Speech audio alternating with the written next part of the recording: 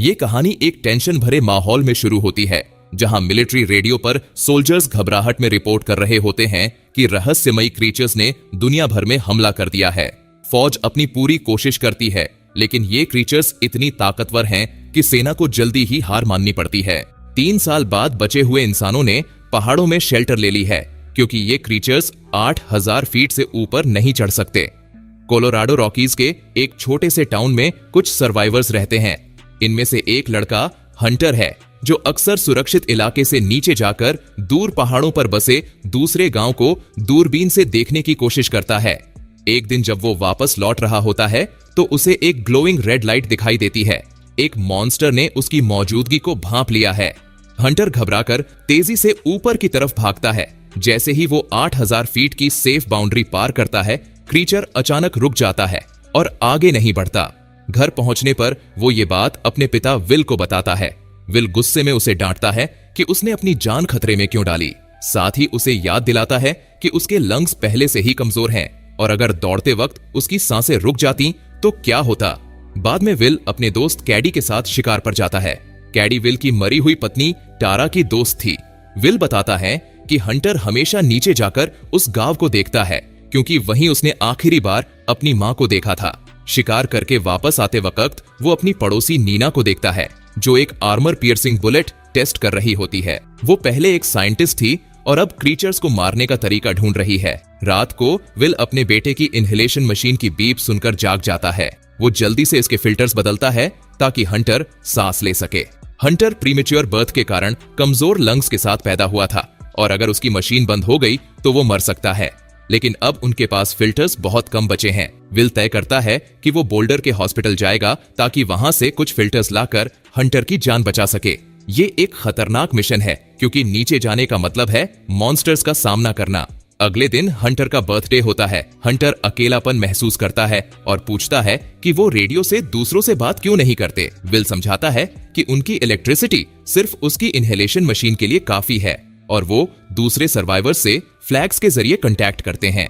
रात में हंटर को फिर से एक रेस्पिरेटरी अटैक होता है और विल को उसकी आखिरी इमरजेंसी इंजेक्शन देना पड़ता है। इसके बाद विल तय करता है कि उसे फिल्टर्स लाने ही होंगे।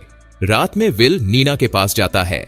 उनकी बातचीत से हमें पता चलता है कि नीना एक बार बोल्डर के लैब्स गई थी, जहां वो केमिकल्स और इक्विपमेंट इकट्ठा कर रही थी ताकि मॉन्स्टर्स के खिलाफ वेपन्स पर रिसर्च कर सके। इसी मिशन के दौरान विल की पत्नी की मौत हो गई थी। विल के मन में आज भी नीना के लिए गुस्सा और नफरत है, क्योंकि वो मानता है कि नीना ही टारा को मौत के मुंह में ले गई।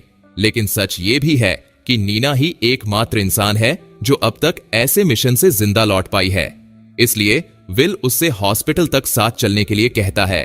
नीना मना कर देती है। वो इस आइडिया को पूरी तरह पागलपन कहती है, क्योंकि मॉन्स्टर्स उन्हें जिंदा नहीं छोड़ेंगे। विल फिर भी जोर देता है। वो नीना को याद दिलाता है कि अब उसके पास खोने के लिए कुछ भी नहीं बचा। इसके बाद विल वहां से चला जाता है, लेकिन उसे पूरा यकीन है कि नीना उसका साथ देने के लिए आ ही जाएगी। नीना को पुराने फ्लैशबैक्स आते हैं, जब उसने अपनी पूरी टीम को मॉन्स्टर्स के हाथों मरते देखा था, जिसमें टारा भी शामिल थी। अपने गिल्ट के कारण वो आखिरकार विल की मदद करने के लिए तैयार हो जाती है। अगली सुबह विल एक औरत से कहता है कि वो हंटर का 5 दिनों तक ख्याल रखे। फिर वो आर्मरी जाता है और वहां से हथियार जमा करता है। कैडी वहां आती है और कहती है, तू ऐसे ही चला जाता बिना कुछ कहे, जैसे टारा गई थी। कैडी को भी विल से लगाव है। वो भी विल के साथ आने की रिक्वेस्ट करती है, लेकिन विल मना करता है। कैडी को जब पता चलता है कि नीना भी साथ जा रही है, तो वो और ज्यादा गुस्सा हो जाती है और कहती है, अब तो मैं पक्का आ रही हूं। बाहर नीना पहले से ही खड़ी इंतजार कर रही होती है। वो कैडी को चेतावनी देती है कि मॉन्स्टर्स नजदीक से वैसे नहीं दिखते जैसे वो माउंटेन टॉप से लगते हैं। वो इंसानों को पलक झपकते ही चीर डालते हैं और बुलेट्स उन पर कोई असर नहीं डालती। उन्हें कुछ सेकंड्स के लिए स्लो करने का बस एक ही तरीका है, उन्हें सीधा चेहरे पर गोली मारो। चलने से पहले विल हंटर को अलविदा कहता है और वादा करता है कि वो 5 दिनों में लौट आएगा। हंटर कड़वे लहजे में याद दिलाता है कि यही शब्द उसकी मां ने भी कहे थे जब वो आखिरी बार नीना के साथ गई थी। इसके बाद तीनों एक प्लान्ड रूट पर चलते हैं। रास्ते में नीना और कैडी के बीच तनाव बढ़ने लगता है, क्योंकि दोनों एक दूसरे को पसंद नहीं करती। नीना के व्यवहार से परेशान होकर विल गुस्से में उसकी शराब की फ्लास्क फेंक देता है। नीचे एक मिलिट्री कॉन्वॉय दिखता है जिसे मॉन्स्टर्स ने तबाह कर दिया था। वो फैसला करते हैं कि नीचे जाकर गाड़ियां और सोल्जर्स के सामान से कुछ यूजफुल सप्लाईज इकट्ठा कर लें। रास्ते में नीना समझाती है कि उसका कंपास आधे मील के दायरे में मॉन्स्टर्स का पता लगा सकता है। उनका मैग्नेटिक फील्ड किसी भी लिविंग ऑर्गेनिज्म से ज्यादा ताकतवर है। वो कैडी को कंपास सौंप देती है और उसे वॉच ड्यूटी पर रखती है, जबकि विल गियर ढूंढने और नीना मॉन्स्टर की आर्मर स्केल इकट्ठा करने लगती है। विल को एक अंडर बैरल ग्रेनेड लॉन्चर मिलता है, लेकिन वो मानता है कि उसे इसे चलाना नहीं आता। कैडी उसे कॉन्फिडेंस से उठा लेती है और अपने राइफल में जोड़ती है। आगे बढ़ने से पहले नीना और कैडी के बीच बहस हो जाती है। नीना कैडी पर आरोप लगाती है कि वो अपनी मरी हुई दोस्त के पति से फ्लर्ट कर रही है। कैडी पलटकर जवाब देती है कि टारा की मौत नीना की गलती थी। गुस्से में दोनों एक दूसरे पर हमला कर देती हैं और हाथापाई होती है। फिर भी मजबूरन वो आगे बढ़ते हैं। रास्ते में वो एक जंगली घोड़ों के झुंड को देखते हैं। ये इस बात का संकेत है कि नेचर लोलैंड्स में इंसानों की गैर मौजूदगी में फल फूल रही है। आखिरकार वो एक पुराने स्की रिजॉर्ट तक पहुंचते हैं, जहां से स्की लिफ्ट उन्हें अगले माउंटेन तक ले जाएगी। नीना अचानक कंपास से एक मॉन्स्टर का पता लगाती है। वार्निंग लाइट जंगल के पीछे तेजी से चमकने लगती है। कैडी भागकर ऊंचाई पर जाना चाहती है, लेकिन नीना कहती है कि अब वक्त नहीं है। विल नीना की बात मानता है और भागकर लिफ्ट कंट्रोल रूम में जाता है ताकि पावर ऑन कर सके। जैसे ही मॉन्स्टर पास आता है, कैडी ग्रेनेड लॉन्चर से उस पर फायर करती है। एक्सप्लोजन क्रीचर को कुछ सेकंड के लिए स्लो कर देता है, लेकिन कोई नुकसान नहीं पहुंचता। विल किसी तरह लिफ्ट ऑन कर देता है और नीना के साथ जल्दी से चेयर लिफ्ट पर चढ़ जाता है। कैडी, जो अब ऊंचाई पर है, एक सपोर्ट पोल पर चढ़कर लिफ्ट तक पहुंचने की कोशिश करती है। वो उड़ी मारती है और बड़ी मुश्किल से चेयर लिफ्ट पकड़ पाती है, लेकिन विल तुरंत उसे ऊपर खींचने के लिए बढ़ता है। तभी मॉन्स्टर अपने टेंटिकल से केबल पर हमला करता है। झटके से पूरा लिफ्ट हिल जाता है और तीनों नीचे गिर जाते हैं। लकीली ऊंचाई ज्यादा नहीं थी और वो जमीन पर गिरते ही तेजी से सेफ एल्टीट्यूड लाइन की तरफ भागते हैं। मॉन्स्टर उनका पीछा करता है, लेकिन जैसे ही वो बाउंड्री पार करते हैं, क्रीचर वहीं रुक जाता है। रात को वो रिजॉर्ट हाउसेस में रुकते हैं और विस्की की एक बॉटल शेयर करते हैं। नीना बताती है कि कैसे मॉन्स्टर्स का पहला हमला इतना तेज और भयानक था कि इंसानों को उनके खिलाफ कोई स्ट्रैटेजी बनाने का मौका ही नहीं मिला। नीना बताती है कि मॉन्स्टर्स सिर्फ इंसानों पर हमला करते हैं, जानवरों को पूरी तरह नजरअंदाज कर देते हैं। इससे ये साबित होता है कि वो प्रेडेटर्स नहीं हैं जो शिकार करके खाना खाते हों। वो इंसानों को मारते हैं, लेकिन उन्हें खाते नहीं है, और अब तक किसी ने उन्हें सोते हुए भी नहीं देखा। नीना को यह भी अजीब लगता है कि मॉन्स्टर्स एक तय ऊंचाई से ऊपर नहीं जा सकते और उस बाउंड्री पर पहुंचने के बाद ही वो रुकते या सोते हैं। विल को वो बातचीत याद आती है जो उसने टारा से बोल्डर की जर्नी से पहले की थी। उसने टारा को रोकने की कोशिश की थी, ये कहते हुए कि नीना पहली इंसान बनना चाहती है जो एक मॉन्स्टर को मारे, और इसके लिए दूसरों को मौत के मुंह में धकेलने को तैयार है।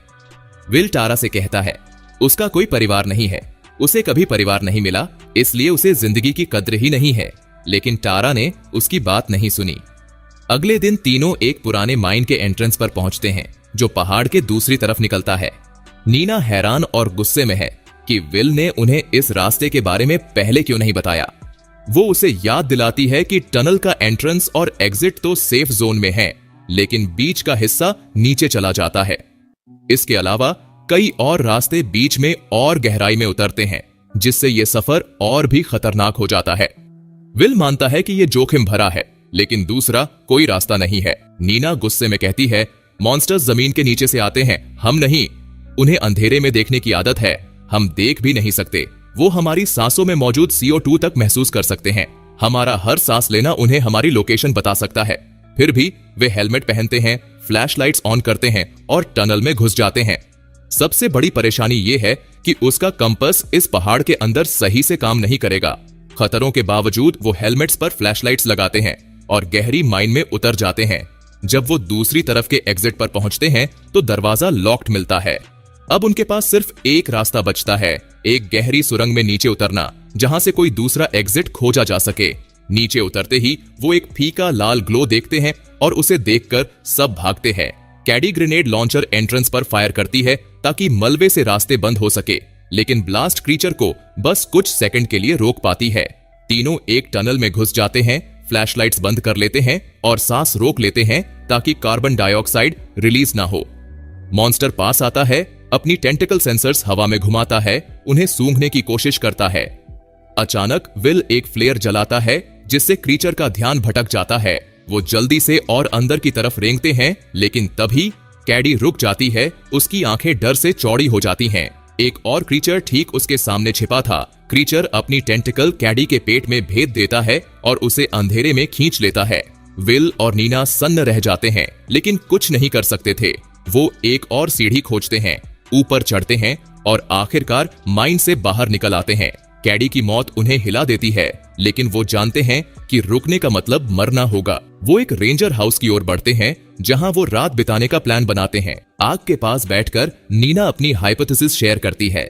मॉन्स्टर स्केल्स एक इलेक्ट्रोमैग्नेटिक फील्ड बनाते हैं। अगर मैं एक बुलेट डिजाइन कर सकूं जो इस फील्ड को डिसरप्ट करे, तो इससे क्रीचर्स में एक्सप्लोजन हो सकता है। विल इसे बेकार मानता है और अफसोस जाहिर करता है कि उसकी वाइफ मरी सिर्फ नीना के क्रेजी थ्योरी की मदद करने के लिए। वो कहता है, यही है जिस पर तुम इतने टाइम से काम कर रही थी, एक मैजिक बुलेट। नीना जवाब देती है, ये मैजिक नहीं, साइंस है। सुबह विल और नीना रेंजर का ट्रक लेते हैं और उस सेफ बाउंड्री की ओर ड्राइव करते हैं जहां शहर और अस्पताल स्थित हैं। वो तेजी से सड़क पर चलते हैं और हॉस्पिटल पहुंचते हैं। वहां पहुंचकर वो मेडिकल सप्लाई स्टोरेज खोजने के लिए धीरे धीरे अंदर बढ़ते हैं। ऊपर की मंजिलों में जाकर वो स्टोरेज रूम ढूंढते हैं, लेकिन शेल्व्स खाली हैं। तभी वो नीचे की मंजिल से कुछ अजीब सी नॉइज सुनते हैं और आगे बढ़ने का फैसला करते हैं। आखिरकार विल को एक और स्टोरेज एरिया मिलता है जो जरूरी फिल्टर से भरा होता है। वो अपने बैकपैक को भर लेता है, जबकि नीना अपने कंपास में पास में एक मॉन्स्टर की मौजूदगी देखती है। जैसे ही वो एग्जिट की ओर बढ़ते हैं, क्रीचर दीवारों को तोड़कर उनकी ओर बढ़ता है। दोनों घबराकर ऊपर की मंजिल पर भागते हैं, लेकिन तभी एक टेंटिकल दीवार के बीच से आकर विल को पकड़ लेता है। नीना एक फायर एक्स उठाकर टेंटिकल पर वार करती है, जिससे विल आजाद हो जाता है। फिर वो फायर सप्रेशन सिस्टम को एक्टिवेट करते हैं और उसके धुएं की आड़ में वहां से भागते हैं। भागते हुए वो एक स्टोरेज रूम देखते हैं जो ऑक्सीजन टैंक से भरा हुआ है। विल एक प्लान बनाता है। जैसे ही मॉन्स्टर चार्ज करता है, विल एक सटीक शॉट मारकर एक ऑक्सीजन टैंक को एक्सप्लोड कर देता है। धमाका इतना जबरदस्त होता है कि क्रीचर बिल्डिंग से बाहर जाकर गिर जाता है। इसके बाद नीना जिद करती है कि वो सीधा वापस माउंटेन्स जाने की बजाय पास के लैब जाए। वो कहती है, हम हमेशा ऐसे नहीं रह सकते, कभी ना कभी हमें फाइट बैक करना ही होगा। अगर हम साबित कर सकें कि ये क्रीचर्स मारे जा सकते हैं, तो जो लोग माउंटेन टॉप्स पर फंसे हैं वो भी जान जाएंगे। पूरा वर्ल्ड हमारे साथ आएगा और फाइट करेगा। विल तैयार हो जाता है। जैसे ही वो वहां से निकलते हैं, वो ध्यान नहीं देते कि मॉन्स्टर फिर से जिंदा हो रहा है। लैब में जहां कभी नीना काम करती थी, वो अचानक ज्यादा कॉन्फिडेंट महसूस करने लगती है। वो केमिकल्स के साथ एक्सपेरिमेंट्स करती है, बुलेट्स को अलग अलग मटेरियल्स में कोट करके मॉन्स्टर आर्मर पर टेस्ट करती है। इस बीच विल फैसिलिटी में इधर उधर घूमता है और अचानक नीना के पुराने ऑफिस में पहुंच जाता है। वहां उसे एक फोटो मिलती है जिसमें नीना का फैमिली है। वो हैरान होकर नीना को कहता है, उसे पता नहीं था कि नीना का भी फैमिली था। नीना कहती है कि मॉन्स्टर अटैक के दौरान उसने अपने परिवार को खो दिया। क्योंकि उस दिन वो काम पर गई थी, उसे इस बात का गिल्ट है कि वो उनके साथ मर नहीं सकी। उसे टारा को लेकर भी यही रिग्रेट है। इसके बाद वो बुलेट्स को एक्सपेरिमेंट करते हैं। शुरुआती एक्सपेरिमेंट्स का कोई रिजल्ट नहीं निकलता, जिससे निराश होकर विल जाने का सुझाव देता है। लेकिन नीना कहती है कि उसे बिना उसकी चिंता किए आगे बढ़ना चाहिए।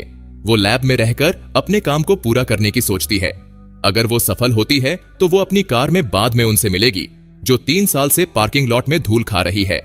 विल उसकी मदद करना चाहता है, लेकिन नीना कहती है कि वो अपनी लाइफ उसके लिए रिस्क ना करे, ये उसकी रिस्पॉन्सिबिलिटी है। साथ ही हंटर को फिल्टर्स की जरूरत है, वरना वो सरवाइव नहीं कर पाएगा। विल फिर वहां से निकलता है। नीना अपनी प्रोसेस को बेहतर बनाती है और ब्लोटॉर्च का इस्तेमाल करके बुलेट कोटिंग को जल्दी सुखाने का तरीका निकालती है। तभी उसका कंपस नीडल रुक जाता है, जो दर्शाता है कि कोई मॉन्स्टर पास आ रहा है। वो कुछ रिचार्जेबल बैटरीज देखती है और कोबाल्ट को अपने बुलेट्स में शामिल करने का फैसला करती है, क्योंकि ये पावरफुल हीट रेजिस्टेंट मैग्नेट बनाने के लिए उपयोग होता है। जैसे ही मॉन्स्टर बिल्डिंग में घुसता है, Nina cobalt coated bullet load करती है और निशाना साधकर फायर करती है। इस बीच विल रेंजर के ट्रक से माउंटेन की तरफ तेजी से बढ़ रहा होता है, लेकिन अचानक एक टायर फट जाता है और ट्रक पलट जाता है। विल बेहोश हो जाता है। जब वो होश में आता है तो शाम हो चुकी होती है। पास में किसी मॉन्स्टर की ग्राउलिंग सुनाई देती है। वो जल्दी से अपना बैकपैक उठाता है और ऊंचे इलाकों की तरफ भागता है।